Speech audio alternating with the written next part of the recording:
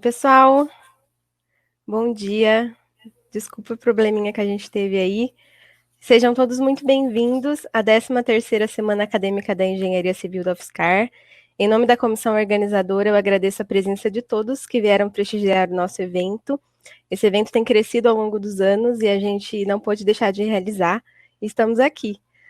Nos empenhamos muito para realizar uma ótima edição, apesar do distanciamento social, então a gente espera que todo o conteúdo abordado durante essa semana venha agregar muito conhecimento para cada um de vocês.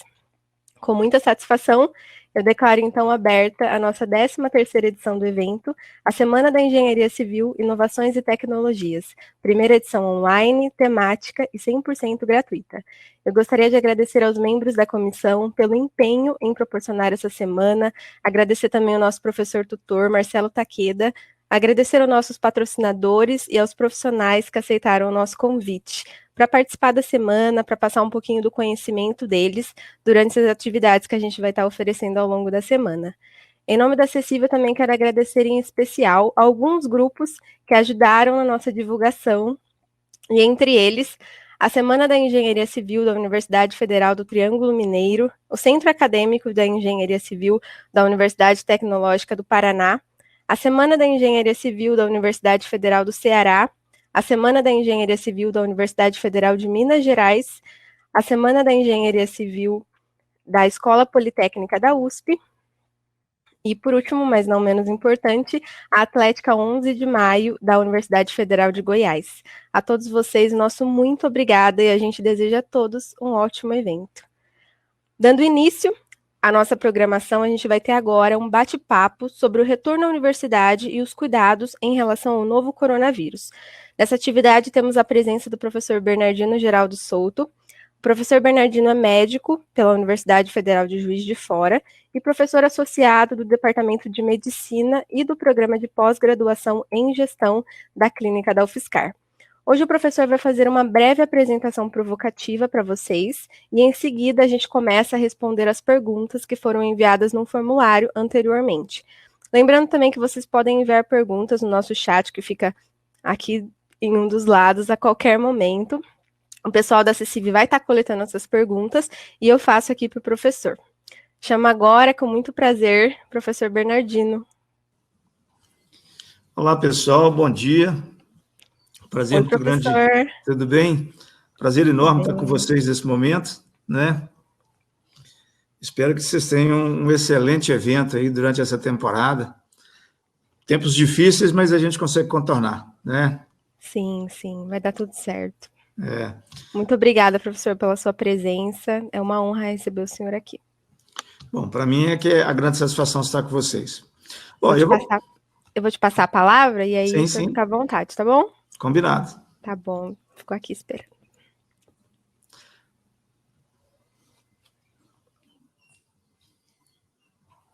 Posso entrar já com a minha... Claro, fica à vontade. Então tá bom, é porque eu achei que ia ter mais algum movimento aqui. Essas coisas eletrônicas para mim são novidades. Não, fica tranquila. Bom, eu vou começar colocando para vocês um pouco sobre a Covid-19, o que é isso e o que isso nos tem trazido e qual que é a repercussão disso na UFSCar, especialmente em relação à questão do retorno das aulas, e vou deixar em seguida um espaço aberto aí para a turma se manifestar à vontade para a gente fazer um bate-papo aí ao longo do encontro. Bom, a Covid-19, todo mundo sabe que é uma doença nova, né? Ela é causada por um vírus que já é conhecido há muito tempo, né? O coronavírus, ele começou a ser conhecido na década de 30, teve uma descrição melhor na década de 1960, e sempre foi o vírus causador do resfriado comum, né? A segunda causa mais frequente de resfriado comum era o coronavírus, né?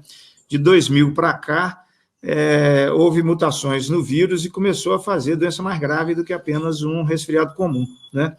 E hoje nós estamos tendo aí um novo coronavírus que está fazendo uma doença mais grave porque ela transmite com intensidade demais, né? Transmite muito, e por isso o fato dela espalhar demais na cidade, ela acaba causando muita morte, né?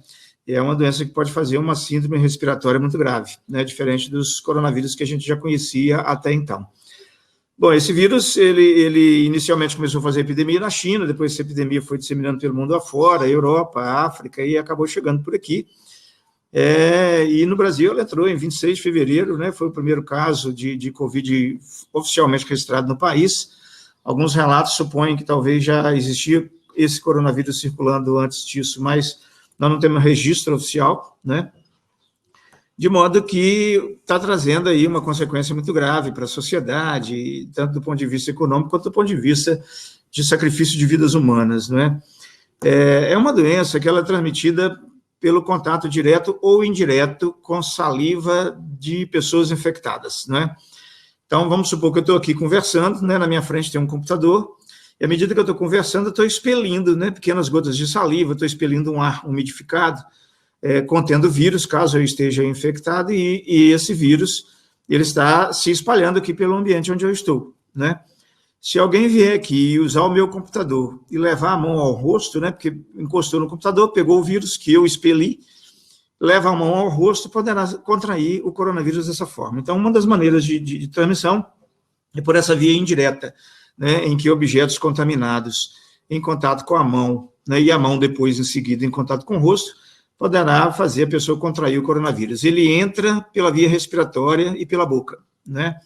E também sai pela via respiratória e pela boca. Então, eu conversar perto das pessoas, eu tossir, espirrar perto das pessoas, eu posso fazer com que o vírus seja dispersado no ar e as pessoas que estão perto de mim poderão contrair o coronavírus também dessa maneira. Então, considerando que essas são as duas formas de transmissão, né, uma forma aérea, né, por proximidade física entre as pessoas e uma forma por contato indireto com objetos contaminados, nós, então, podemos concluir que a forma de evitar a doença é as pessoas ficando distantes umas das outras, né, a gente não tendo aproximação física umas pessoas com as outras, para que evitemos de transferir, né, o ar exalado ou gotículas de saliva, né, de uma pessoa para outra, acidentalmente, e manter uma higiene muito rigorosa das mãos, né, porque por acaso eu posso encostar em algum lugar contaminado aí, não estou nem percebendo, mas se eu mantiver uma higiene rigorosa das mãos, eu evito de levar a mão ao rosto sem antes lavar, né, ou sem antes fazer uma higienização com álcool gel, no sentido de evitar, então, a transmissão. E outra maneira é manter o ambiente e os objetos sempre limpos, né. Então, eu estou usando uma caneta, eu estou usando um celular, estou usando um computador, na hora que eu sair daqui, eu faço a higienização de tudo isso. A outra pessoa, na hora que chegar para usar, também faz a higienização de tudo isso para depois ter contato com essas coisas para evitar a transmissão da doença. Então, só existe essa maneira. Não existe nenhum tipo de tratamento medicamentoso para a Covid-19, né? Quando uma pessoa adoece com Covid-19, é o organismo dela que se vira para resolver, né? Então, como é que a gente trata a Covid-19? Se o indivíduo tem febre, eu dou remédio para febre. Se o indivíduo tem falta de ar, eu dou remédio para tratar a falta de ar. Se o indivíduo tem um outro problema qualquer cardiológico induzido pela doença, eu trato o problema cardiológico. E eu vou fazendo uma manutenção do organismo da pessoa, aquilo que vai entrando em dificuldade, eu vou ajudando, até que o próprio organismo se livre do vírus e recupere da inflamação sozinho, né? Também não existe nenhuma medicação preventiva contra a Covid-19. Só existem essas medidas preventivas que eu falei, que é o distanciamento social entre as pessoas e a higiene do ambiente, dos equipamentos e das mãos, né? Não existe outra maneira. O uso de máscara é muito importante porque, pelo que eu contei, já deve dar para entender, né? Quando eu falo, eu tuço, eu espirro, eu exalo, né? Saliva, exalo um ar umidificado contendo vírus. Então, se eu usar uma máscara bem ajustada, eu evito de exalar isso, e se eu exalar, eu vou exalar numa quantidade muito menor, por uma distância menor, né, estando usando máscara, e também, se uma outra pessoa exalar o vírus no ambiente próximo a mim, eu estando de máscara, eu também fico protegido, porque eu dificulto a entrada do vírus pela minha via respiratória ou pela minha boca, né? Então, o uso de máscara, o distanciamento social e a higiene são as únicas oportunidades de prevenção que existem contra o coronavírus nesse momento. Não existe mais nenhuma outra. Outra coisa também é o seguinte, o vírus, ele pode ser transmitido mesmo uma pessoa que não tem sintoma nenhum. Então, normalmente é assim, as pessoas adquirem o vírus da Covid e elas podem adoecer ou não. Em torno de 14% das pessoas que adquirem o vírus ficam doentes. aproximadamente 86% das pessoas que adquirem o vírus não têm sintoma nenhum, mas podem transmitir a si mesmo. Então, o que acontece? Às vezes eu tenho o coronavírus, não estou nem sabendo, não estou sentindo nada, transmito para alguém, na outra pessoa ele pode fazer uma doença tão leve ou uma doença mortal, né? Então, existe uma certa imprevisibilidade da gravidade que a doença pode seguir, apesar de que nós sabemos que pessoas maiores de 60 anos, pessoas que têm pressão alta, têm diabetes, problemas cardíacos, problemas crônicos do fígado, no rim, mulheres grávidas, pessoas fumantes, essas pessoas são pessoas que têm um risco aumentado de, em caso de adoecer, evoluir para uma forma mais grave da doença ou até morrer dela, né? Em criança, por exemplo, a transmissibilidade é menor entre crianças, criança transmite menos para adulto, né? As pessoas, por exemplo, que adquirem o coronavírus e não têm sintoma, elas transmitem com menos intensidade, mas por um tempo mais prolongado. As pessoas que têm sintomas leves, ou no máximo moderados, elas transmitem com um pouco mais de intensidade por um tempo um tempo mais curto, e as pessoas que adoecem na forma muito grave da doença transmitem intensamente por um tempo muito mais prolongado. Então, são os conhecimentos que a gente tem até hoje sobre essa questão da transmissão do coronavírus, de modo que a imprevisibilidade da transmissão, especialmente a partir de pessoas sem sintoma nenhum, exige que realmente sejamos bastante insistentes no isolamento social, porque às vezes eu vou numa festinha achando que está todo mundo sadio, se tiver uma pessoa só ali transmitindo o coronavírus, ele pode infectar quase todo mundo na festa, se ele tiver contato próximo com as pessoas. Obviamente que se eu ficar em lugar fechado, né, sem ventilação natural, isso também aumenta a transmissibilidade, né, porque o vírus que eu exalo, ele fica suspenso e disperso no ambiente, facilitando com que as pessoas possam adquirir o vírus. Num ambiente com ventilação artificial, isso também é ruim, porque seja por ventilador ou por ar-condicionado, num ambiente fechado, isso cria fluxo de ar, e o fluxo de ar pode transportar o vírus de um lugar para o outro, ou seja, de uma pessoa para outra. Então, aglomerações é uma situação muito perigosa, né? Então, se eu tiver que ficar em algum ambiente que não seja ao ar livre, onde tenha pelo menos mais uma pessoa, o ideal é que eu fique no mínimo 2 metros de distância da outra pessoa, que eu use máscara e que o ambiente fique completamente ventilado, ventilação natural, abrir tudo quanto é porta, janela. Se estiver fazendo frio, é melhor eu me agasalhar, mas não fechar a porta, não fechar a janela, não ligar ar-condicionado, não ligar ventilador, nos casos em que eu achar que vai ficar mais confortável, mas é preferível não fazer isso, para evitar a transmissão do vírus em ambientes mais fechados, né? Quando a pessoa adquire o vírus, ela pode levar aí aproximadamente 5 a 15 dias para começar a manifestar algum sintoma, né? E a doença pode começar a ser transmitida em torno de 2 dias antes de iniciar o sintoma, né? Então, todo mundo que, mesmo ficando doente, num determinado ponto da infecção, ele transmite mesmo não estando doente, né? E mesmo as pessoas que não adoecem também podem transmitir o vírus, no prazo entre 1 e 2 semanas depois que adquire a infecção, né? O tempo que uma pessoa fica transmissível ou portadora do vírus é muito variável, de acordo com a imunidade da pessoa, das condições gerais de saúde. Então, uma pessoa pode ficar transmitindo o vírus aí aproximadamente 15 dias ou até 30 dias, a depender da condição clínica geral e outros fatores, da carga viral, inclusive, né? Porque quanto maior a quantidade de vírus que eu recebo, mais agressão às minhas células eu vou enfrentar, mais provavelmente a doença vai ser mais intensa e eu também vou acabar transmitindo mais, porque eu tenho uma carga viral alta, né? Então, tudo isso influencia na questão da transmissão do vírus. Então, qual que é a medida que a gente tem preconizado, né? O distanciamento social, que significa todo mundo ficar em casa, ninguém sair, ninguém ficar encontrando, ninguém ficar fazendo reunião, para evitar a transmissão do vírus, né? Vacina ainda não existe. Se existir uma vacina, ela deve demorar 1 ano ainda para ficar pronta, e depois que a vacina existir, a gente ainda tem que produzir vacina para todo mundo e vacinar todo mundo, que leva aí mais ou menos uns 6 meses outra vez. Então, dificilmente nós vamos ter a população vacinada em condições de ficar tranquilo antes de dezembro de 2021, né? Então, até lá, nós temos que ser bastante radicais nas medidas preventivas. Então, falando do isolamento social novamente, é a medida preventiva mais eficaz, e isso traz uma série de problemas, obviamente, né? Porque ficar dentro de casa traz problema desde psicológico para a gente, até problema econômico, porque às vezes a pessoa precisa sair para trabalhar e tudo. Então, numa situação dessa, né, qual que seria a obrigação? Nós temos duas obrigações, né? O Estado tem uma obrigação, né, e o cidadão também tem uma obrigação em relação a isso, né? Então, a obrigação do Estado é fazer a coordenação central de todas as estratégias de proteção das pessoas, oferecer insumos e recursos preventivos, promover um distanciamento social, e para isso é necessário que o governo federal, estadual e municipal subsidiem as pessoas materialmente para que elas possam fazer isolamento social, porque o isolamento social é um direito de cidadania, é um direito de proteção da vida e tem que ser garantido pelo Estado, né?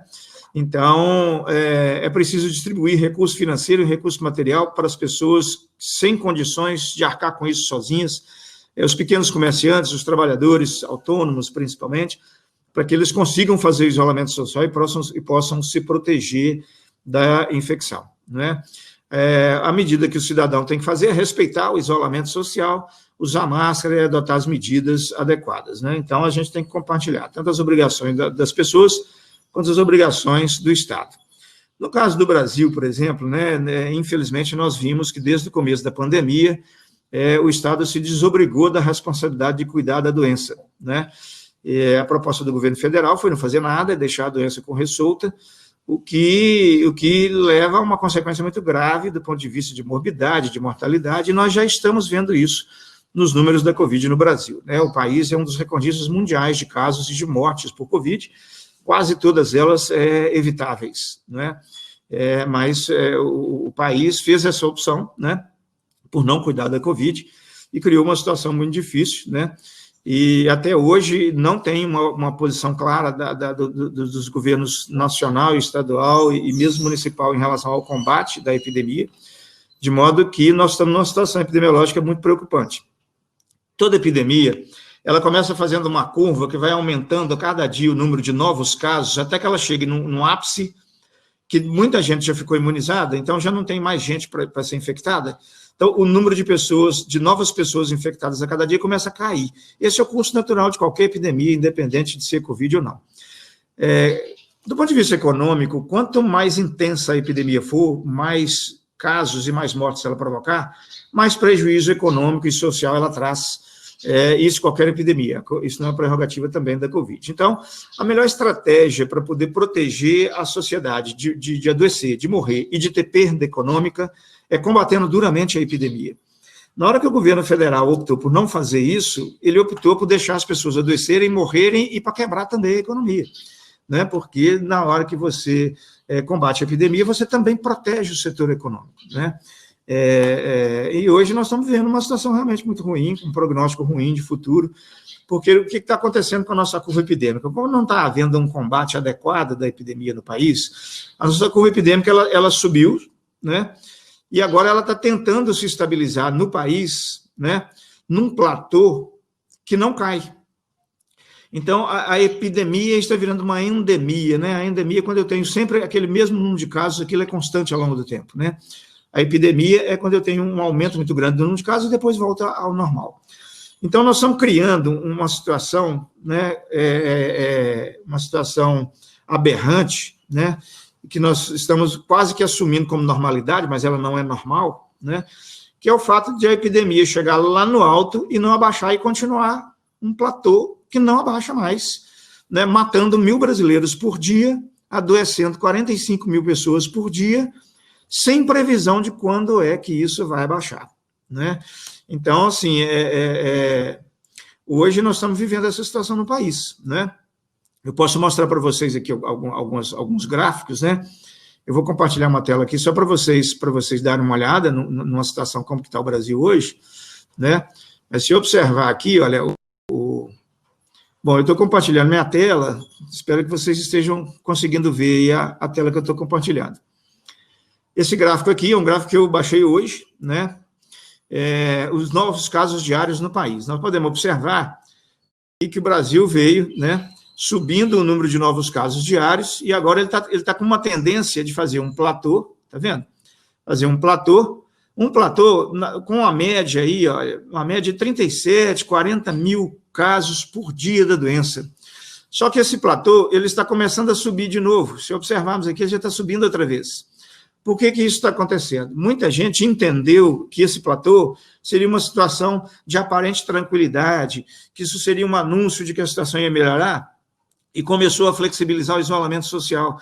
Na hora que fez isso, a curva vai subir e nós vamos ficar numa situação pior ainda.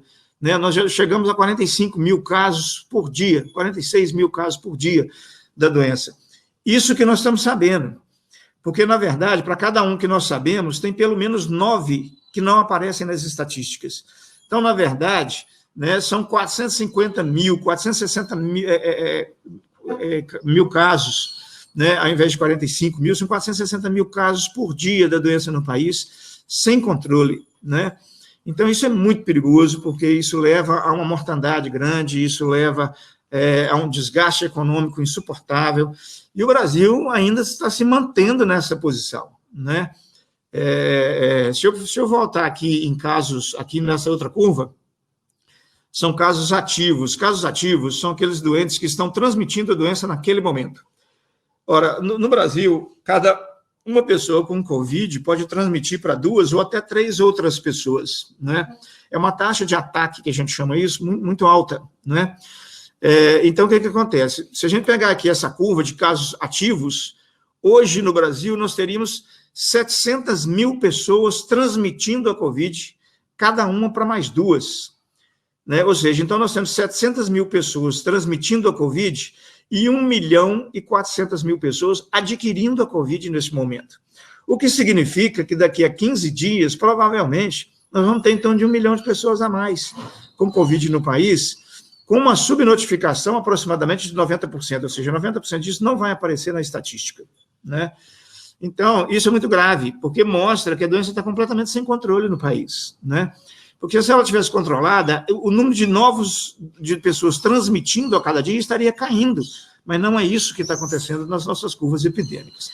Quando eu vejo aqui o número de mortes, olha só que situação. Nós viemos aumentando o número de mortos, né? E agora estamos num platô em que todo dia nós matamos 1.000 brasileiros por Covid. Todos os dias. Ou seja, nós estamos matando 30 mil pessoas no país por dia, por mês de Covid-19.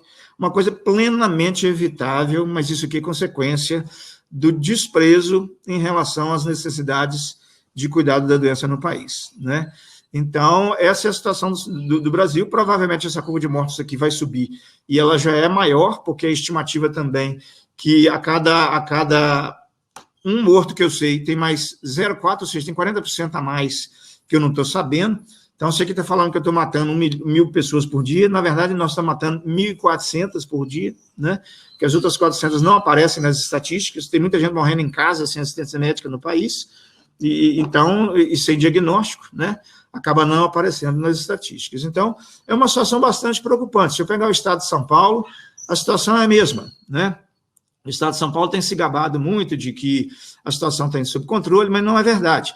Se eu pegar aqui os gráficos dos países que já controlaram, pega essa linha azul aqui, que é da Itália, veja como é que é essa linha reta. Olha a linha do estado de São Paulo, como é que é uma linha ascendente ainda, né? Então, o que isso está dizendo? Está dizendo que a situação aqui também não está controlada. Quando eu pego o número total de casos, a curva também é ascendente no estado de São Paulo. Quando eu venho aqui para casos novos por dia, né? Se eu observar aqui, a curva é ascendente. Se eu traçar uma linha de tendência aqui, a curva é ascendente no estado de São Paulo, né? E se eu for lá na curva de novos mortos por dia, né, ela está fazendo a mesma coisa, ela está tendendo a fazer um platô, mas um platô que mata mais ou menos 400 cidadãos do estado de São Paulo por dia. E outra, durante quanto tempo nós vamos sustentar essa mortandade diária no país, né? Então, é uma situação, assim, realmente muito preocupante, né? Se eu pegar aqui o município de São Carlos, onde nós estamos com a sede da UFSCar, a situação é a mesma, né? Novos casos diários da Covid por dia, os novos casos diários aumentando. Esse dado aqui é recente, vem até sexta-feira passada. Quando eu pego o número de casos transmitindo a doença, né? Olha só como é que São Carlos fez. São Carlos vinha com pouca gente transmitindo, aí flexibilizou o isolamento social, aumentou, aí vem com esse negócio de colorir o estado, né?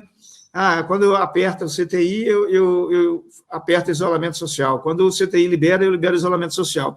E hoje a consequência é que nós estamos numa curva ascendente de número de novas pessoas transmitindo diariamente a doença no município de São Carlos, né?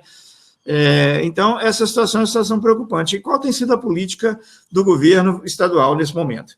Ele coloca o seguinte, olha, vamos colocar leito de CTI, né, porque se tiver leito de CTI, a gente pode flexibilizar o isolamento social. Não é verdade isso. Não é verdade pelo seguinte, a mortalidade no CTI é de 70%.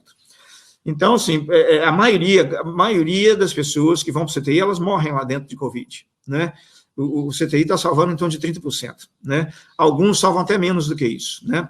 Então, o que acontece? As pessoas não podem ir para a UTI, nós temos que fazer um movimento em que elas não precisem de UTI, porque depois que elas vão para a UTI, elas têm 70% de chance de morrer, e os sobreviventes geralmente saem de lá com sequelas de difícil reabilitação, né? Então, aí qual que tem sido a política do Estado? Bom, então a gente bota um monte de leito de CTI e aí pode liberar o isolamento social. Não pode, não. Porque se libera o isolamento social, as pessoas vão para o CTI, lá dentro elas morrem ou ficam com sequela, né? E aí o número de casos vai lá em cima, quer dizer, na verdade, esse modelo não controla a epidemia. Ele apenas regula para que ninguém morra em casa ou na rua, né? Para ter um lugar de morrer, que é no CTI. Né? Na verdade, ele regula a não congestão dos hospitais. Mas nenhum outro tipo de controle da epidemia essa medida consegue fazer, né? Ela não tem impacto, inclusive, na mortalidade na população, né? Se eu calcular a mortalidade por Covid pelo número de habitantes da população, o potencial do CTI influenciar nisso é insignificante, né? Então, a gente fica com aquela falsa impressão de que tendo CTI a situação está segura, né? Mas não é verdade, né? A situação não está segura porque as pessoas vão para o CTI e em 70% das vezes elas morrem lá e as outras 30% saem com muita sequela, de modo que nós temos que ter um outro modo de cuidar de Covid, não esse que o governo está propondo, que esse modo ele realmente não controla a Covid, ele apenas regula para o hospital não ficar congestionado e mais nada. E ainda tem um perigo, né?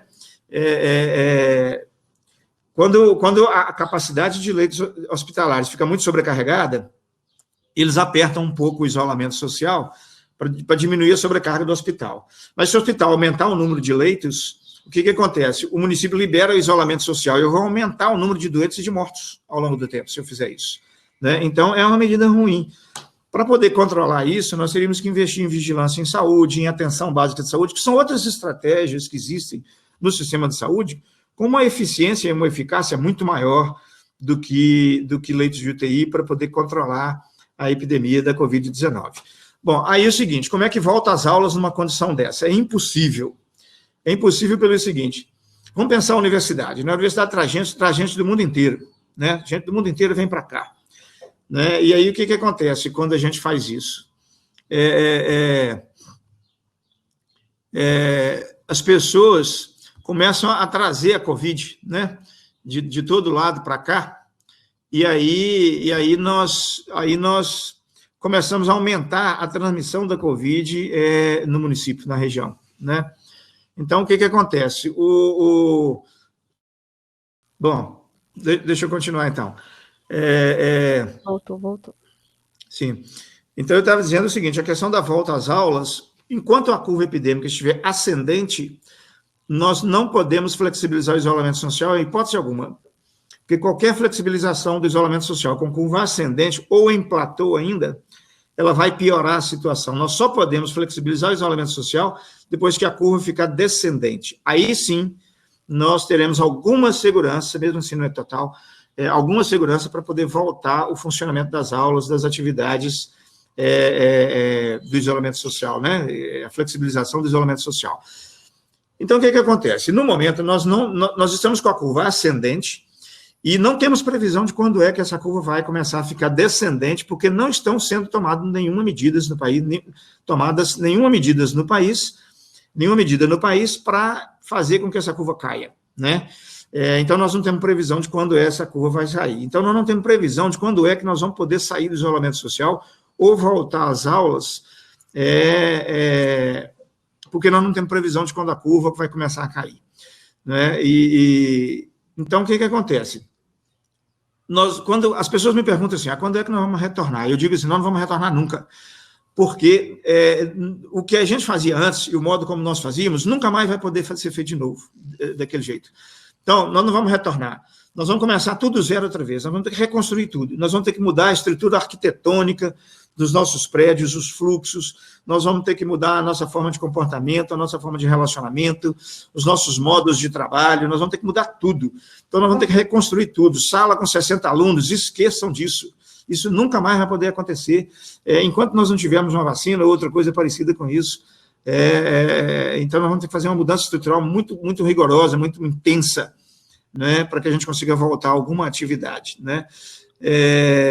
A questão das aulas, voltando de novo, né, na questão das aulas, além de tudo isso que eu coloquei, no caso da UFSCar, por exemplo, o Conselho de Graduação já decidiu que não haverá aula presencial até 31 de dezembro, porque nós não temos nenhuma condição segura para fazer isso. Qualquer tentativa de retorno de atividade presencial vai aumentar a curva epidêmica, vai aumentar o número de mortos, né? Mesmo a UFSCar desenvolvendo algumas atividades só essenciais. Nós já temos vários casos de Covid dentro da comunidade UFSCar, com todas as medidas que a gente tem tentado radicalizar para poder proteger as pessoas. Ainda está acontecendo isso, então, se flexibilizarmos, realmente vai ser uma tragédia epidemiológica, não é? Então, o modo de ensinar, o modo de aprender e todas as outras coisas, nós vamos ter que fazer diferente, né, do que nós sempre fizemos. Quando as aulas voltarem, nós vamos ter um planejamento muito estratégico, porque nem todo mundo vai poder voltar ao mesmo tempo, né? Pessoas que têm fator de risco para morrer de Covid não poderão voltar nas primeiras etapas de flexibilização. A flexibilização vai ter que ser feita por etapas, né? A curva começou a descer, a curva epidêmica começou a descer, a gente flexibiliza a atividade de menor risco e as pessoas de menor risco.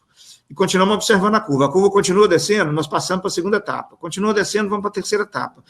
Mas se entre uma etapa e outra a curva ficar reta ou subir, nós temos que retroceder do processo, né? Então, a não ser... Qual que seria a maneira, então, da gente não ter que ser assim, ter que ser uma situação melhor? Seria se realmente os governos estaduais, federal e municipal resolvessem cuidar da Covid, né, e não deixassem a Covid sem cuidado, né, negligenciada do jeito que tem sido deixado, para que a gente possa retornar de uma maneira mais tranquila. Mas enquanto não houver uma ação governamental nesse sentido, e também uma ação social das pessoas, né, em relação a não só exigir do poder público responsabilidade com isso, mas também cumprir o seu papel de uso de máscara, de distanciamento social e higiene, enquanto esses dois parceiros não cumprirem as medidas necessárias, nós não temos possibilidade nenhuma de retorno de aula ou outra coisa semelhante, né?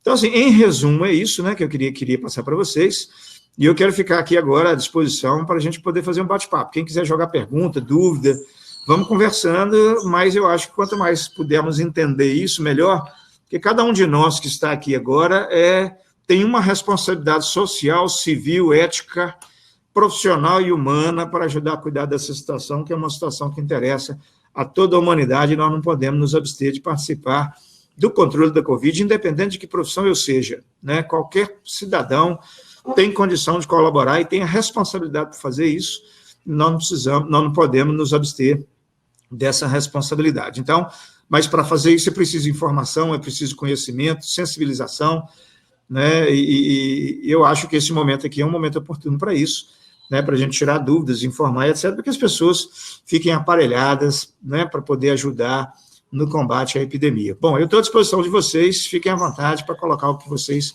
acharem conveniente aí em termos de ideias, propostas, sugestões, perguntas e outras coisas. Muito obrigado. Perfeito, professor.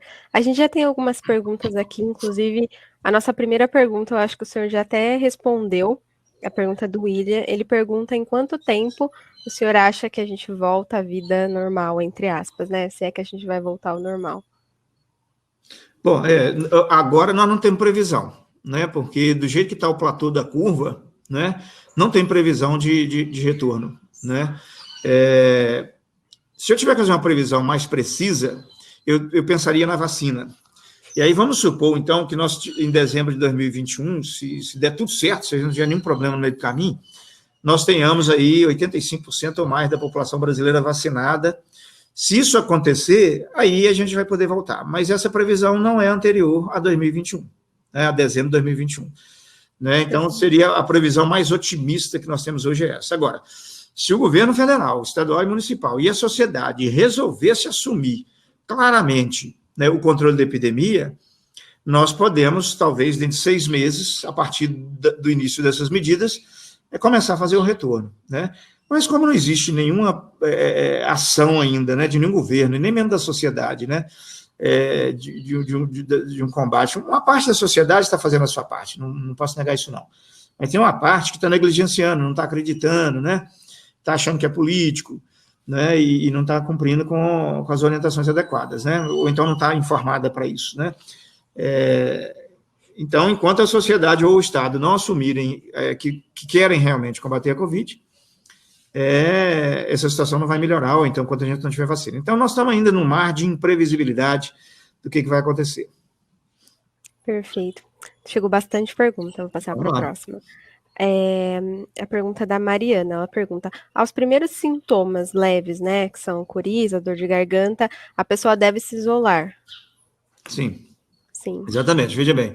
Os sintomas mais comuns, né, são febre, dor de garganta não, é tosse. A dor de garganta até que nem é muito comum na Covid, pode acontecer, né? Mas são aquelas síndromes parecendo um resfriado ou uma gripe comum. A partir do instante em que a pessoa tem o primeiro sintoma, ela tem que entrar dentro de um quarto fechado e ficar ali sem sair durante 15 dias, sozinha. Ela tem que ficar isolada ali, a porta fechada, só a janela aberta, e ela não vai sair dali durante 15 dias. As pessoas que moram na casa com ela vão fornecer comida, remédio, tudo que precisar, e essa pessoa imediatamente tem que ligar para um serviço de saúde, para o serviço de saúde notificar e ajudar no cuidado, porque pode ser que durante esse período que ela está em isolamento, ela tenha alguma complicação clínica e tenha que ir para um hospital, coisa desse tipo, então a pessoa precisa de acompanhamento médico, ainda que seja um acompanhamento médico à distância, né? E ela precisa entrar em isolamento, mas é um isolamento absoluto mesmo, não ter contato com ninguém. As pessoas da casa que estiverem cuidando da pessoa isolada, primeiro, quem vai cuidar dela tem que ser a pessoa mais nova e que tem menos problema de saúde, né? As pessoas mais velhas e com mais problema de saúde têm risco. Quem vai cuidar dela tem que usar máscara, tem que usar avental, tem que usar luva para fazer o trato das coisas. Tudo dessa pessoa tem que ser separado, né? Garfo, prato, toalha, tudo tem que ser separado, lavado separado. Né? Durante 15 dias tem que ser assim, né? Com uma pessoa que aparece com primeiros sintomas de resfriado ou de gripe comum, o cuidado tem que ser dessa maneira. As pessoas que moram na mesma casa não poderão sair da casa, elas vão ter que ficar 15 dias em quarentena dentro de casa. Se elas puderem pedir tudo por telefone, por entregador, coisa assim, é o que tem que fazer, porque essas pessoas estão em risco de já estarem contaminadas pelo vírus e saírem para a rua, vai no supermercado, vai para um lugar qualquer e levar esse vírus e transmitir para a cidade afora. Então, é uma situação extremamente desagradável adoecer com Covid, mesmo que seja uma doença leve. Né? Se for uma doença grave, mais desagradável ainda, né?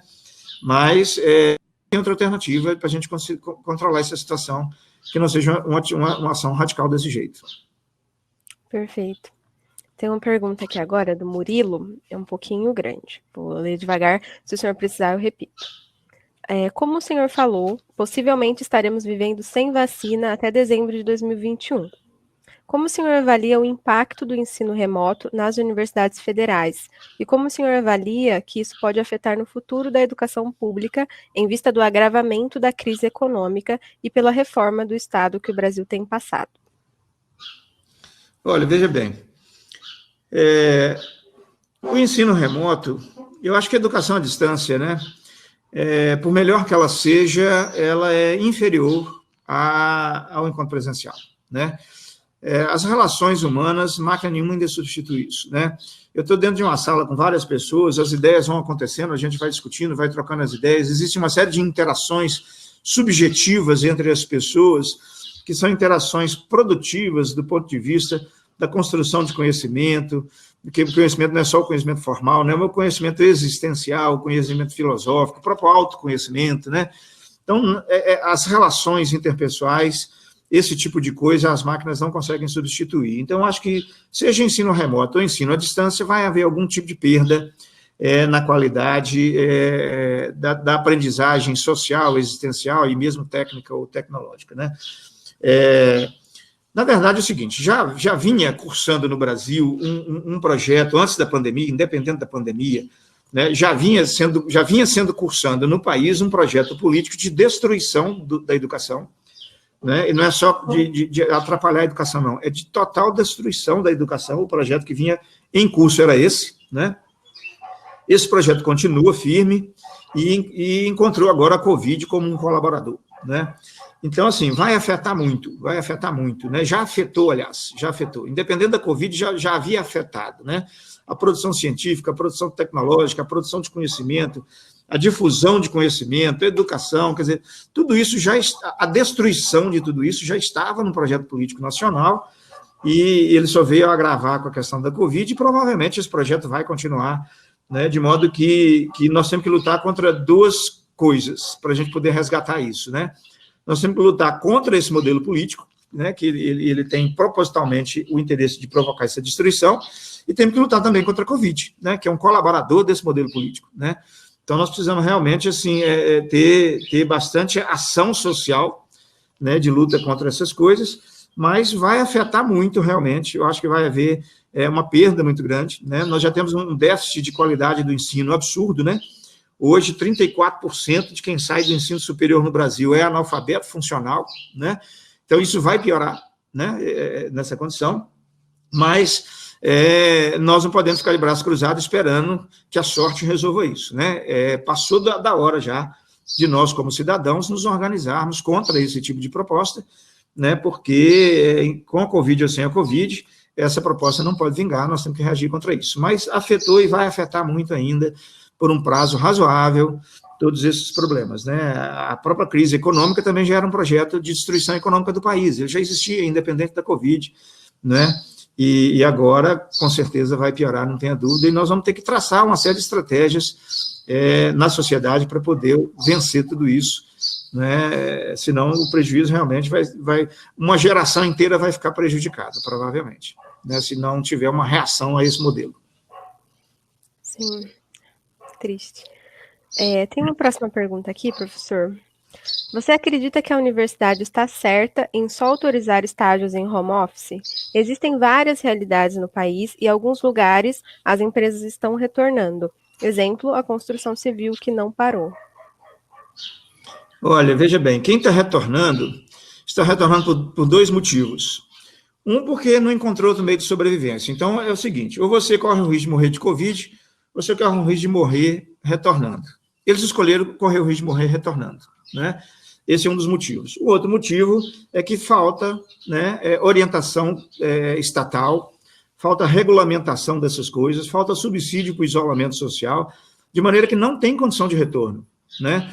Então, a UFSCar está certa. Se a UFSCar começar a liberar essas coisas, nós vamos ter gente da UFSCar morrendo de Covid, né? Inclusive estudante, né? Então, a liberação que está acontecendo no comércio, em algumas indústrias, são liberações que estão levando em conta o interesse econômico e não estão levando em consideração o risco de vida e de adoecimento das pessoas. Eles não estão levando em consideração a mortalidade por Covid. Então, o certo é não voltar só mesmo à atividade essencial, aquela que o dano seria maior do que a própria Covid. Essa atividade não tem jeito. Então, assim, é o soldado que vai para a guerra, né? Então, a atividade essencial, cujo dano seria maior do que a Covid, as pessoas, então, teriam que correr o risco, né, de enfrentar. Mas todas aquelas outras atividades em que puder proteger as pessoas, elas têm que proteger, porque neste momento de curva ascendente da epidemia, é um erro técnico, é um erro científico, é uma irresponsabilidade social e política retornar às atividades não essenciais, porque isso vai trazer uma consequência muito grave do ponto de vista epidemiológico, né? Então, a UFSCar está correta nesse sentido, a gente sabe o tamanho da perda e do prejuízo que isso pode significar, mas talvez é preferível receber um diploma daqui a 2 anos vivo do que receber ele ano que vem pós-mortem, né? Então, nós temos que ter esse cuidado, né? E a universidade, nesse ponto, está certa, ela não tem outra alternativa para poder proteger as pessoas. Perfeito. Professor, tem uma pergunta aqui da Camila. Ela pergunta como o senhor avalia o ensino híbrido? Acha que seria possível que esse sistema fosse implantado nas universidades? Acho sim, eu acho que hoje tem tecnologias novas que elas não têm só desvantagens, não, pelo contrário, essas tecnologias trazem vantagens também, né? O que nós precisamos saber é aproveitar o que tem de bom nelas, né? Tudo na vida é assim, né? Tudo que a gente tem acesso, contato, vida fora, elas têm coisas boas e coisas ruins, nós precisamos saber filtrar, né? Então, se eu fizer um ensino híbrido, eu acho que sim, que pode ser uma coisa promissora, né, em que a gente teria tanto o uso da tecnologia quanto também os contatos interpessoais e aproveitar a vantagem das duas coisas, né? A gente precisava garantir o acesso de todas as pessoas, né? Porque nós já vivemos num país em que a política da exclusão é hegemônica, né? Tudo tem que ser, de bom tem que ser para a minoria, né? E quase nada para a maioria, né? O Brasil já funciona assim há 500 anos, né? E a própria Covid mata mais preto, mata mais pobre, justamente por causa disso, né? O que é outra face da injustiça, né? Então, para fazer o ensino remoto, à distância, o ensino híbrido, nós precisamos corrigir isso, né? As pessoas precisam ter direito de acesso, né? Nem que seja isso escalonado, etc., mas precisamos ter esse direito de acesso. Mas eu acho que o ensino híbrido é possível, é viável, é uma questão de a gente saber usar o recurso para que ele não substitua coisas que são essenciais para a nossa formação humana, né? Mas eu acho que é possível sim. Perfeito. Tem uma pergunta aqui da Ana Laura, e ela pergunta: professor, como você explicaria a situação de Manaus? Pelas notícias por lá, os novos casos reduziram e os antigos casos também. Manaus aconteceu duas coisas, né? Tem duas coisas acontecendo em Manaus. Quando uma epidemia dessa vem e faz um número de casos grande demais, com uma matança muito grande, a curva vai lá no alto, já começa a imunizar muita gente de uma vez só, e daí a pouco a curva cai. Só que aí o tempo de epidemia fica mais curto. Só que ela faz isso matando muita gente e adoecendo muita gente. Então não é vantagem fazer um negócio desse. É prefiro você ter uma epidemia mais longa, mais demorada, e matando menos gente, adoecendo menos gente, né, e exigindo de nós cuidado por mais tempo, né? Então, em Manaus aconteceu isso, né? Deu aquela curva apiculada, matou um monte de gente, né? E a epidemia, então, ficou um tempo mais curto, né? Ela já está em queda. Mas não é só isso, não. Provavelmente isso até não é o fator mais importante. O estado do Amazonas praticamente é só Manaus, né? Porque o resto é tudo mata, cidades longe, sem muito recurso, uma ou outra cidade ainda com algum recurso. Então, o que está acontecendo em Manaus? Tem muita gente ainda adoecendo e morrendo no Amazonas, para os matos afora, para as aldeias afora, sem nenhuma notificação epidemiológica, sem entrar nas estatísticas, sem cuidado de saúde, né? Isso está acontecendo de maneira absurda no interior do Amazonas, né? Inclusive em aldeias indígenas, e sem controle, sem que alguém sequer saiba o que está acontecendo, porque a alternativa que a população do interior encontrou foi se embrenhar mata dentro, se embrenhar interior adentro e se isolar, porque não tinha recurso nenhum. Uma pessoa adoecia, por exemplo, numa cidade do interior de Manaus, do interior do Amazonas, e aí precisava de assistência médica mais sofisticada um pouco, um hospital melhor, um CTI, tinha que deslocar até Manaus. Tem lugar lá que você deslocar até Manaus é 5 dias de viagem de barco, né? 5 dias você morre dentro do barco, meio do caminho. Então, as pessoas resolveram não fazer esse sistema mais, a própria sociedade. Então, hoje, o que está acontecendo em Manaus, no Amazonas, é muito isso, entendeu? Tem muita gente ainda adoecendo, muita gente morrendo pelo interior afora, sem que sequer apareça na estatística, sem que sequer faça o diagnóstico, eu tenho assistência médica para isso, né? Então, não só a epidemia fez um pico agudo muito grande, principalmente na capital, né? Mas a subnotificação em Manaus é absurda em função dessa contingência antropológica, social e outras que a cidade lá tem, né? Mas a situação lá também não é confortável, não. É uma situação que está muito subnotificada, inclusive, né? Entendi. Tem uma pergunta aqui bem votada, da Caiane, e ela pergunta: a imunidade por rebanho, que geralmente citam, demoraria quanto tempo até surtir efeito? Esse método seria eficaz? Olha, no caso do Brasil, se você imaginar que depois nós já temos o quê? Fevereiro, março, abril, maio, junho, julho. Nós já temos 5 meses de epidemia no Brasil. Sabe qual foi a proporção da população imunizada que nós já conseguimos, em média? 2%. Você entendeu? Então, veja bem, em São Carlos, nós temos no máximo 2% das pessoas já imunizadas depois de 4 meses de epidemia. Bom, se eu fizer um cálculo, eu não posso fazer um cálculo assim, mas vamos ser grosseiro, né? Vamos fazer um cálculo direto. Se a cada 4 meses eu imunizo 2% da população, né, então eu posso calcular aí 50 meses para eu atingir a imunidade de rebanho, né? Então, qual é a estimativa que nós temos? Se a gente continuar com o modelo de controle da Covid que nós estamos no momento atualmente no Brasil, nós atingiríamos isso daqui a uns 3 anos, né? Agora, 3 anos matando 1.000 brasileiros por dia, né? É uma situação, assim, impensável, né?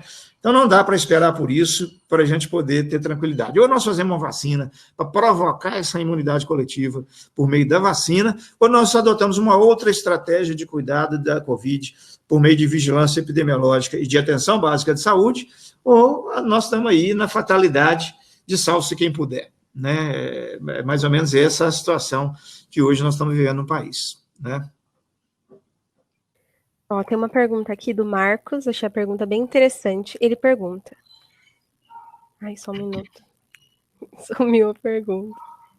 Está perguntando as ações que os alunos podem fazer. Tiraram uma pergunta aqui agora para mim, mas ele pergunta o que os alunos podem fazer, quais as ações, né, que os alunos podem ter para eles poderem ajudar contra o coronavírus, o que eles fazem nesse momento, agora que a gente está em casa, impossibilitado. A primeira coisa é isolamento social, uso de máscara, a higiene pessoal e ambiental. Primeira coisa, que é a parte pessoal. A segunda coisa, vocês podem se organizar enquanto categoria profissional para ajudar a cobrar do poder público medidas responsáveis para o cuidado da epidemia. Vocês podem montar várias estratégias de comunicação social para ajudar a convocar a sociedade e educar as pessoas para ajudar na prevenção e do contato com a Covid. Hoje nós temos uma parcela significativa da população que não conhece, não entende sobre a Covid, tem uma dificuldade enorme de entender e por isso não está conseguindo colaborar e participar. Tem uma outra parcela que politicamente ela está apoiando um modelo que não é o modelo que nos interessa e a gente precisa fazer um convencimento dessas pessoas a refletirem sobre as escolhas, né? Vocês podem participar, inclusive, dos fóruns que têm acontecido na universidade para discutir essa questão. Eu tenho visto muito o Raul, que é colega de vocês do DCE, participar desses fóruns, mas é interessante que vocês contribuam com essas ações. Por exemplo, nós temos feito várias ações de qualificação da assistência de saúde, de educação popular em saúde, nós temos feito várias ações de investigação científica da Covid, em que, frequentemente, nós precisamos de estudantes para ajudar. Né? Agora, por exemplo, nós fizemos um projeto, vamos ver se a Prefeitura de São Carlos vai incorporar, porque se ela incorporar, eu já tenho trabalho para os 40 alunos do 5º ano do curso de medicina imediato, vai depender de a Prefeitura topar ou não fazer o projeto. Né? Mas aí não é só da medicina, né? Tem vários outros cursos, mesmo vocês da engenharia civil, tem condição de ajudar no cuidado em saúde, né, das pessoas, desde que a gente dê suporte e orientação adequada para que vocês ajudem nisso. Então, assim, tem vários caminhos pelos quais vocês podem colaborar, e eu acho que um deles depende muito de que vocês organizem entre vocês comitês estudantis de combate à Covid, coisas desse tipo, e a partir desses movimentos, vocês vão identificando, né, as demandas de apoio social e aí vão participando desse apoio social. Mas eu acho que tem muita coisa que pode ser feita assim, né? Perfeito.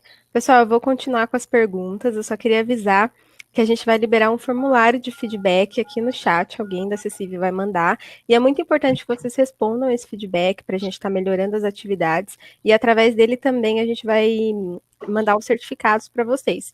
Então, para vocês terem a presença efetivada, vocês precisam responder esse feedback. Daqui a pouco alguém manda aí. Vamos para a próxima pergunta. Uma pergunta bem interessante aqui. Quando poderemos realizar grandes aglomerações em São Carlos, desde festas em repúblicas até o Tusca? Por enquanto, a resposta que eu tenho para dizer é nunca. Por enquanto. Entendeu? Não dá para fazer nada disso enquanto não eliminarmos a pandemia da Covid. Não é só descer a curva, não. Mesmo com a curva descendo e chegando lá embaixo, não podemos fazer isso. Porque na hora que a curva descer e chegar lá embaixo, a gente fizer isso, ela vai subir outra vez, né? Então, se a gente imunizar todo mundo a partir de dezembro de 2021, 2022 não podemos pensar nisso. O plano de contingências do Comitê de Covid da UFSCar já deixou claro que atividades em auditórios e outras desse tipo, definitivamente nem vão entrar no plano nessa fase, porque nós não temos nenhuma previsão. Então, eu digo que falar assim, a pandemia da Covid foi erradicada do mundo, aí nós vamos poder fazer isso, mas até lá é impossível. Tem um site na internet que chama informasus.ufscar.br, né?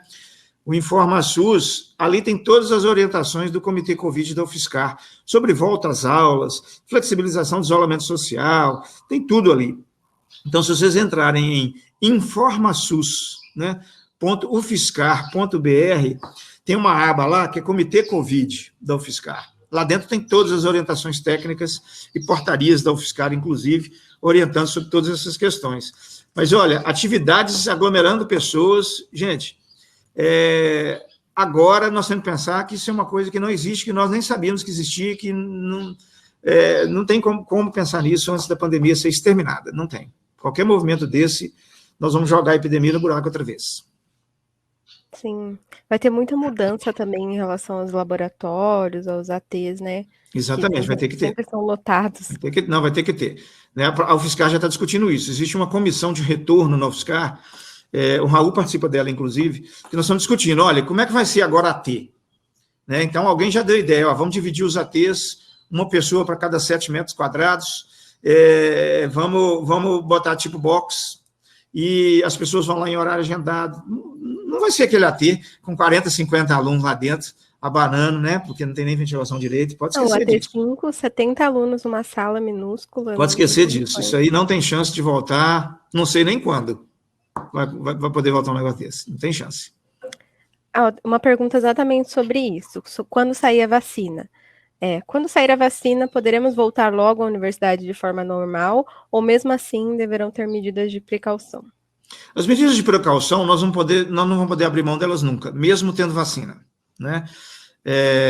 Obviamente que a gente vai poder flexibilizar, por exemplo, tendo a vacina e tendo a maior parte da população vacinada, em torno de 85%, 90% da população, no mínimo, vacinada, aí nós vamos poder voltar. Que mesmo tendo vacina, mas enquanto eu não atingir uma cobertura vacinal de 90% da população, eu não posso voltar, né? Então eu tenho que, além de ter a vacina, vacinar quase todo mundo, para depois voltar. E aí, as medidas de higiene pessoal, nós vamos ter que continuar radicalizando. Talvez a gente possa abrir mão um pouco da máscara, possa abrir mão um pouco dessa questão do distanciamento social, isso, com a vacina, provavelmente nós vamos poder flexibilizar bastante. Mas vai ser bom a gente aprender normas de higiene, né? Que a gente vem negligenciando há muito tempo, porque o Brasil ainda é um dos campeões mundiais de doenças evitáveis pela sujeira, né? O Brasil ainda tem muita doença que, se a gente tiver saneamento, a gente vai evitar, né? Então, é importante que a gente tente manter as medidas de higiene a seguir, mas, obviamente, que tendo uma vacina e tendo a vacina eficaz e uma população majoritariamente vacinada, majoritariamente que eu falo é 90%, aí realmente dá para quase voltar ao que era antes, né? Sem muitas preocupações. Com um alerta, né? Outros vírus virão, esse próprio coronavírus pode sofrer mutação, e aí a vacina que eu tomei não serve para nada, né? Então, ficarmos alerta a isso, porque isso vai voltar a acontecer a qualquer momento, né? Perfeito. Tem outra pergunta aqui do Marcos, ele pergunta, por que o Brasil chegou nessa situação? Quais foram os nossos principais erros? Eu acho que o senhor comentou um pouco no começo. Veja bem, o governo federal, no começo, né, ele optou por não tomar nenhuma providência contra a Covid e chegou a tomar algumas providências a favor da Covid, né? Se você pegar o Diário Oficial da União, ver os vários vetos e decretos do governo federal, você vê que alguns ali tinham a intenção de piorar a situação epidemiológica da Covid no país, né? Então, esse movimento, né, foi um movimento que levou o Brasil a essa situação. E até hoje esse movimento acontece, né? Fake news é uma coisa absurda. As pessoas têm de acreditar em mentira do que acreditar na ciência, né? Tem uma questão cultural aí muito ruim nesse sentido, né? Então, e até agora o Brasil não assumiu nenhuma responsabilidade com isso. O governo federal, quando veio aquele orçamento de guerra, que foi um dinheiro especial que o Congresso autorizou para ajudar no combate à pandemia, ele entregou o dinheiro quase todo para as grandes empresas, que são as que menos geram emprego no país, para as empresas aéreas e para os banqueiros. E a população que precisava desse dinheiro para fazer o isolamento social não recebeu, ou recebeu uma migalha, uma miséria, tipo uma esmola aí, né? Então, assim, tudo isso contribuiu para a gente chegar nessa situação que nós estamos hoje, né? E aí vieram uma medida errada atrás da outra, né? Além dessa medida política irresponsável, né? Eu diria que é uma medida genocida, inclusive, essa medida política, né? Que trouxe o país para essa condição. Ainda vieram essas fake news produzidas pelo próprio governo federal. né, de que cloroquina curava a Covid, de que ivermectina curava a Covid, essas mentiras todas, né, em que a pessoa vai, toma um comprimido e acha que está protegida da Covid, e aí ela não faz as medidas preventivas, tudo isso vem contribuindo. Então, a gente viu isso, inclusive por parte de profissionais de saúde, né, divulgando medidas que não tinham evidência científica, né, as pessoas se agarrando a isso, né, porque quando eu estou diante de um espectro do desespero, né, e não vejo saída, me agarro em qualquer água benta, folha de arruda, para resolver o meu problema, né, e na nossa cultura tem isso também. Agora, ainda fazer isso com incentivo de alguns profissionais de saúde, com incentivo do governo, realmente, assim, ter uma mentalidade da pré-história, né? Eu imagino que na pré-história era assim que as pessoas agiam, né? Porque não tinha nenhum conhecimento científico, nenhuma tecnologia, nenhuma forma de organização, nada. Então, eles faziam isso. Então, assim, a nossa estratégia de cuidado da Covid é a mesma da pré-história, né? Eu acho que se desse uma epidemia de Covid na pré-história, era assim que o homem de Neandertal ia cuidar dela, como é o caso do Brasil, né? Então, tudo isso nos trouxe para essa condição. É uma condição que o estrago que já está feito a gente não conserta, mas nós conseguimos ainda reduzir danos, se quiser. Se a gente quiser que daqui para frente a situação não seja tão grave, que ainda a gente possa diminuir o número de mortos acumulados ao final da epidemia, nós ainda temos oportunidade para fazer isso. Nós ainda não fizemos, nenhum governo e nem a sociedade ainda assumiu uma posição clara nesse sentido, de maneira que, por enquanto, a epidemia corre solta, né, sem uma medida de controle realmente eficaz ou minimamente responsável do ponto de vista político e de gestão pública por cuidar da epidemia. E aí, hoje, é isso que nós estamos, né, batendo aí recordes mundiais de morte por Covid e outras coisas, né, então é uma situação realmente, assim, grave, porém reversível, mas depende de nós. É uma questão de a gente fazer escolhas, né? Nós podemos escolher para continuar assim ou escolher por mudar essa situação. Escolher por mudar essa situação vai implicar em a gente partir para uma série de lutas políticas, sociais, técnicas, né? Se nós tivermos disposição para isso, muito bem. Se não tivermos disposição para isso, né, nós podemos aceitar, então, a derrota do inimigo contra nós, né? Mas eu acho que está aí o motivo porque nós estamos nessa situação hoje, né? Perfeito, obrigada, professor. Tem uma pergunta aqui da Mariana, e ela gostaria que o senhor comentasse sobre os tipos de teste para o Covid e quanto tempo é necessário para esperar para fazer o teste, se ele tem eficiência. Nós temos um teste rápido, que é aquele que eu furo o dedo, dá um resultado com 15, 20 minutos. Esse teste é um teste que ele detecta anticorpos.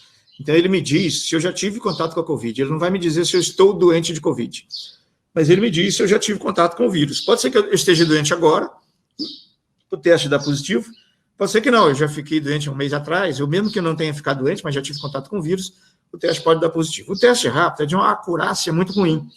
Eu não aconselho ninguém a fazer teste rápido, porque ele é muito ruim, ele dá muito falso positivo, ele dá muito falso negativo, é jogar uma moeda de cara e coroa.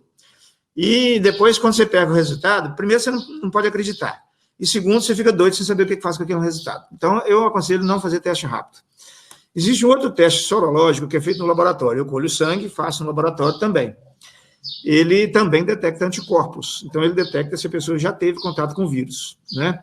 Esse teste é feito por técnicas de quimiluminescência, ELISA, né? São técnicas mais sofisticadas do que a técnica que é usada no teste rápido. Então, eles têm uma acurácia melhor, né? Esse teste também, ele ajuda, é um teste que a gente tem usado, mas o teste que mais interessa do ponto de vista epidemiológico é o teste do suave do nariz. Esse teste eu passo um cotonete no nariz bem fundo, colho material ali, e procuro no laboratório por partículas genéticas do vírus, né? Então, eu faço um teste chamado reação da polimerase em cadeia, que é um teste que vai detectar se naquela amostra existem fragmentos do RNA do vírus, né? Se aquela amostra der positiva, dizendo que ali tem fragmentos do RNA do vírus, eu vou inferir que aquela pessoa está com vírus e, portanto, está transmitindo o vírus, independente de estar doente ou não.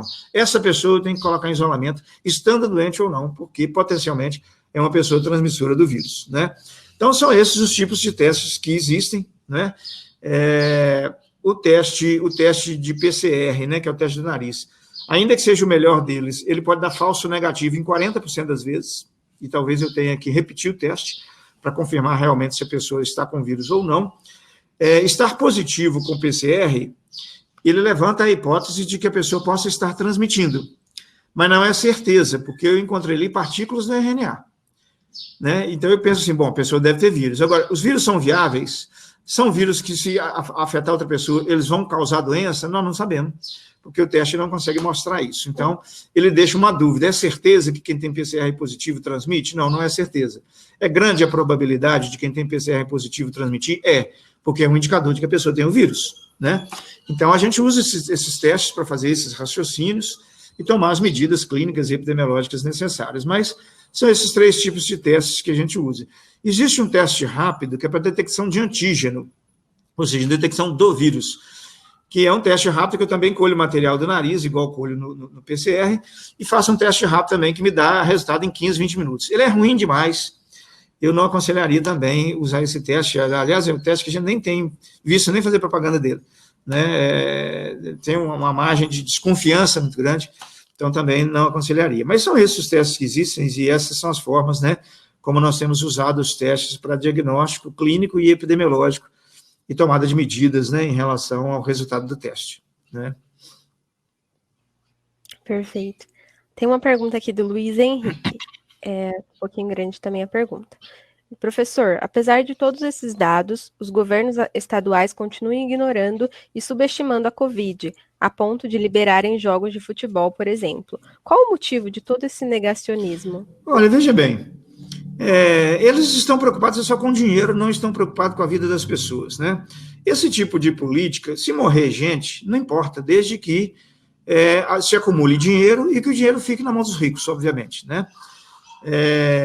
Existe um projeto político nacional, realmente, de determinadas categorias de pessoas que sejam exterminadas, né? Então, pessoas que têm potencial maior de demandar a responsabilidade social do Estado, eu acho que existe uma política nacional de que essas pessoas sejam eliminadas mesmo, né? Então, assim, e a sociedade não reage. A sociedade está vendo tudo isso e não contesta, não reage, né? Uma parte da sociedade, talvez até metade dos cidadãos brasileiros, ainda apoiam esse regime, né? Então, quer dizer, é um ato de irresponsabilidade liberar jogo de futebol num momento desse, né? Liberar essas coisas, porque o dinheiro que o futebol vai ganhar não vai compensar o tanto de gente que vai morrer. Agora, o que vai acontecer? Quem é que vai morrer? Os pretos e os pobres, né? E o dinheiro do futebol não é para eles mesmos, né? É para que eles continuem pobres, mesmo o futebol gerando riqueza econômica. Né? Então, como quem vai sobreviver são os ricos, que vão ficar com o dinheiro do futebol. Então, bacana, que os pobres vão jogar futebol e torcer lá no estádio e que morram disso, mas deixem o dinheiro deles para nós. Quer dizer, eu vejo muito dessa forma, sabe? Eu acho que é desse modo que as coisas funcionam, mas como a sociedade não reage, né, as coisas continuam funcionando dessa forma. Né? Sim. Tem uma pergunta bem legal aqui do Guilherme. Ele pergunta: recentemente, o município de São Carlos avançou para a fase amarela, mesmo com o número de casos ainda crescendo. O senhor acredita que essa mudança vai afetar a UFSCar de alguma forma? Vai afetar, porque é o seguinte, a situação epidemiológica de São Carlos vai melhorar. São Carlos não tinha condição nenhuma de migrar para a fase amarela, não tinha condição, né? E migrou-se mesmo, isso vai aumentar o número de casos e o número de mortos em São Carlos, e aí a UFSCar vai ter que ficar mais tempo fechada. Né? Quanto melhor a situação andar em São Carlos, mais fácil vai ser para a gente começar a liberar as coisas no campus da UFSCar aqui de São Carlos. Agora, dessa maneira, vai obstruir mais ainda, vai dificultar mais ainda a nossa situação. Qual é o critério que eles estão usando para poder mudar a cor para amarelo? É leito de UTI. Olha um raciocínio. Vamos supor o seguinte, eu tenho 10 leitos de UTI, certo? Eles falam assim, se chegar em 80%, por exemplo, né, de ocupação dos leitos, a gente muda para a fase vermelha. Né? Então, aperta isolamento social. Tá bom. Então, eu tenho 10 leitos, tenho 8 ocupados. Então, pensa assim, bom, então vamos para vermelha, né, gente? Não, aí o que faz? Não, eu aumento para 12 leitos, que aí a taxa de ocupação, então, cai, né? Ao invés de ser 8 em 10, vai ser 8 em 12. Cai a taxa de ocupação, o governo fala assim, sua taxa de ocupação do CTI está baixa, então pode ir para o amarelo. Aí a gente vai para o amarelo, adoece um monte de gente, vai mais um monte de gente para o CTI, morre mais um monte de gente, quer dizer, isso não é controle, não se faz dessa forma. Né? Então, assim, foi um erro grave, São Carlos mudar para a fase amarela, porque isso vai piorar a situação epidemiológica no município, com certeza. E a UFSCar vai ficar prejudicada com isso, não tenha dúvida. Ai, preocupante, né? Tem uma pergunta aqui da Gabriela, eu acho que o senhor até já comentou sobre isso, mas só para a gente fazer de novo. As universidades possuem ferramentas para organizar o retorno às aulas presenciais com esse planejamento a longo prazo, como está acontecendo na UFSCar, por exemplo? Já há alguma mobilização para isso? Acho que o senhor comentou, né? Não existe sim. A UFSCar ela tem uma comissão de retorno, essa comissão está se reunindo a cada 15 dias e participa dela todos os campi, participa todas as pró-reitorias, departamentos, a universidade inteira, inclusive do comitê. Então, esse comitê está assim, pensando 1000 alternativas e é muito difícil, porque é muito complexo. A UFSCar tem desde estudante milionário, que pode ir de carro e levar 10 computadores para dentro da sala de aula, com o estudante que vive lá na fronteira da Colômbia, né, numa aldeia que não tem nem água limpa para beber e que precisa ter o mesmo direito. Né? Então, como que a gente vai organizar para que todos tenham o mesmo direito? Né? Podemos até escalonar, né? Começa com quem pode e depois avança com quem precisa, mas não pode parar no meio do caminho, né? Isso aí não pode acontecer. É uma possibilidade. A UFSCar tem discutido mudança nos fluxos e na estrutura dos ATs, tem discutido estratégias de retorno, o próprio comitê, né, lá na página do InformaSUS, como eu falei, tem todas as orientações do comitê que vão nortear o planejamento da UFSCar para o retorno das atividades. Nós temos o problema da moradia estudantil. Nós temos que agarrar ali de um dente para não deixar ter Covid lá dentro, e não é fácil.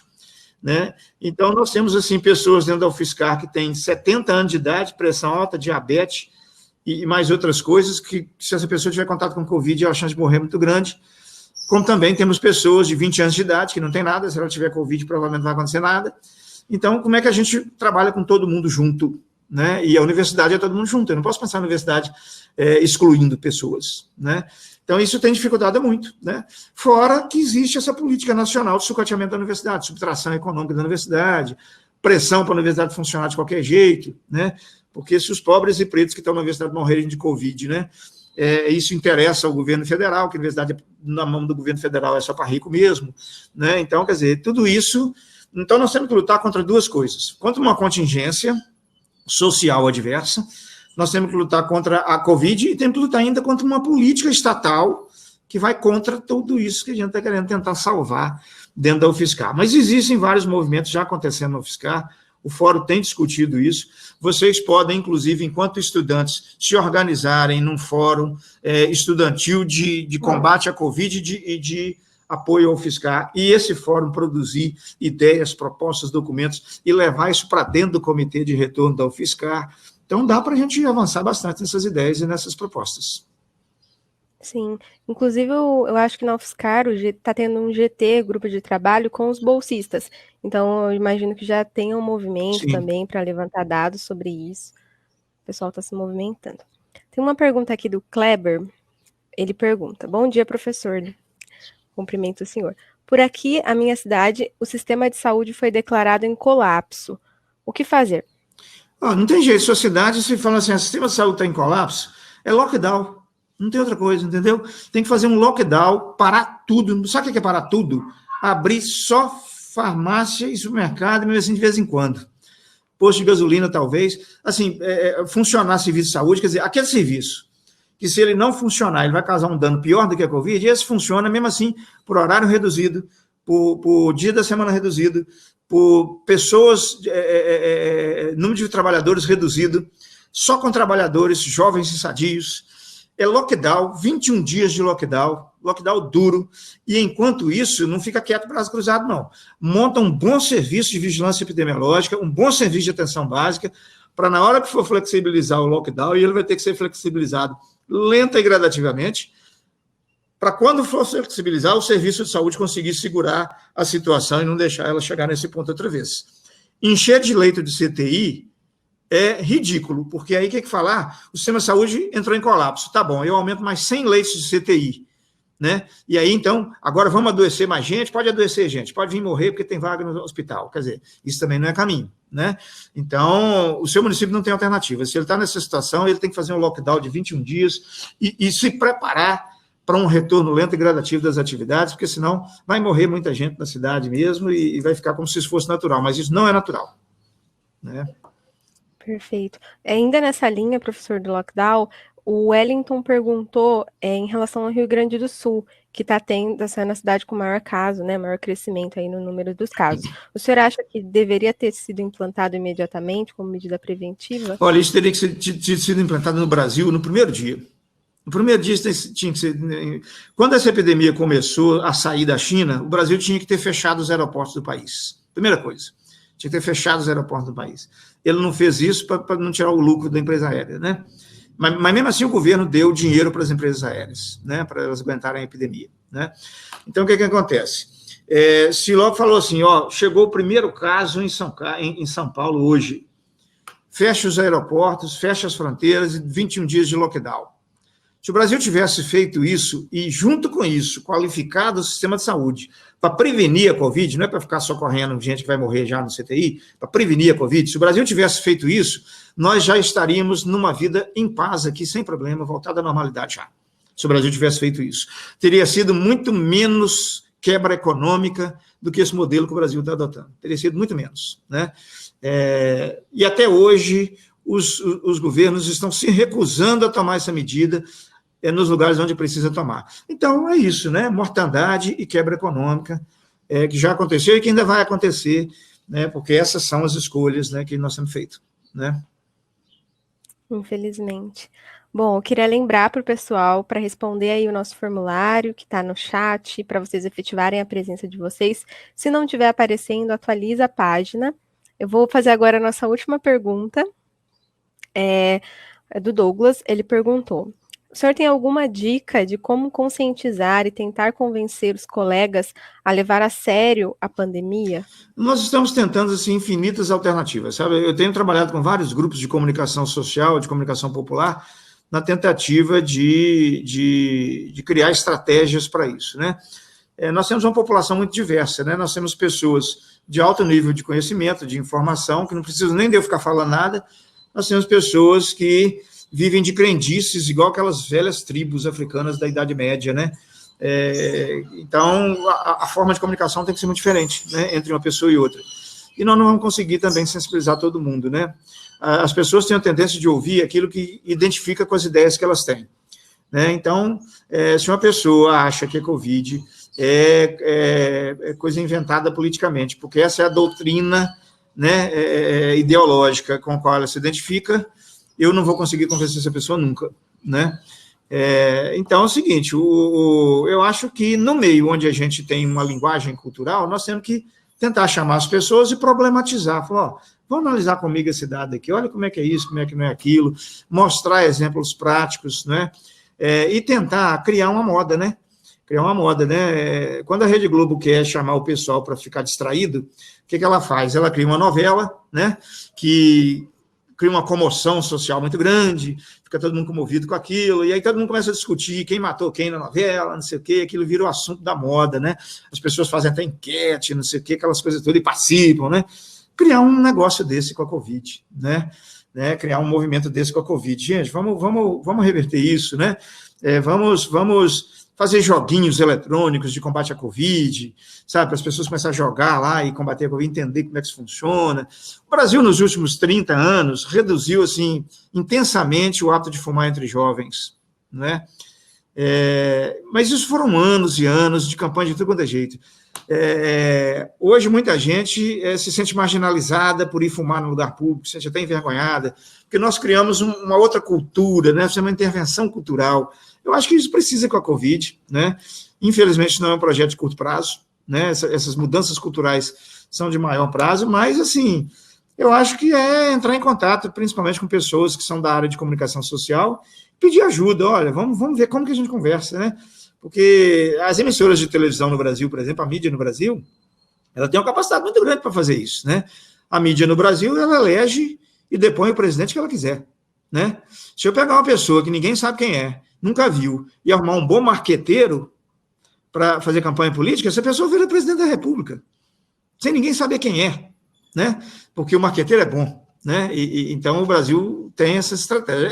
Pegar essas estratégias que eu acho que vem sendo usada para o mal, começar a usar elas para o bem, né? Eu acho que é tentar fazer isso depende, inclusive, de profissionais, né?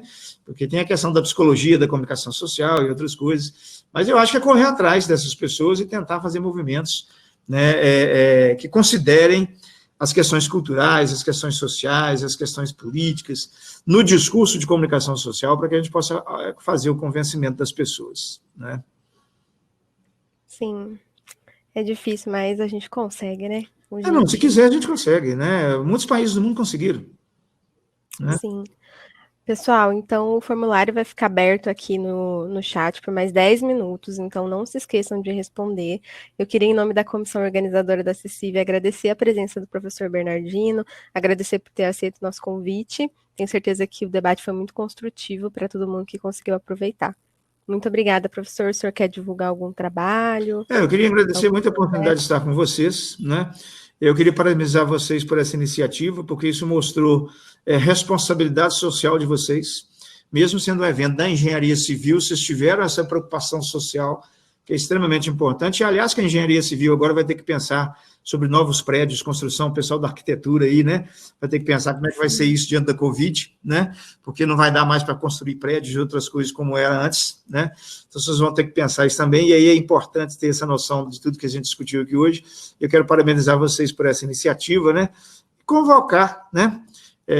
Vocês, principalmente pessoas jovens, né? Que estão ajudando a construir as coisas, né? A reagir, né? Contra tudo isso que está sendo imposto contra nós, né? Aquela velha música que a gente ouvia na década de 60, né? E que agora está aí de novo, né? O sinal está fechado para nós que somos jovens, né? E nós temos que abrir esse sinal, né? Nós temos que abrir esse sinal, né? Para que a gente não viva como os nossos pais, né? Então, vocês têm que viver melhor do que, né? Os nossos filhos e netos têm que viver melhor do que nós, né? Eles têm a obrigação, inclusive, de ajudar a lutar por isso, né? E eu convoco vocês a esse fronte de batalha, para a gente poder fazer esse trabalho juntos, né? E parabéns de novo aí pela iniciativa, né? Eu acho que isso que vocês fizeram aqui agora já é um movimento de batalha desses que eu estou propondo, né? E eu parabenizo muito vocês e continuo à disposição para qualquer outra conversa, evento, mesmo contato por e-mail que vocês acharem que precisa para ajudar em alguma coisa, eu estou à disposição. Muito obrigado. Muito obrigada, professor. Obrigada mesmo. Bom, pessoal, é isso. Muito obrigada a todos vocês que assistiram. Não esqueçam que 14h a gente tem uma palestra, vai ser a nossa primeira palestra da semana. Essa palestra vai ser sobre madeiras. Lembrando que toda a nossa semana é sobre inovações e tecnologias, então todos os assuntos, palestras, workshops estão voltados para essa temática. Tudo que vocês vão ver aqui nessa semana que a gente preparou foi pensado em inovação e tecnologia, então não deixem de aproveitar as atividades, de receber os certificados. E é isso. Muito obrigada a todos que participaram. Até daqui a pouco.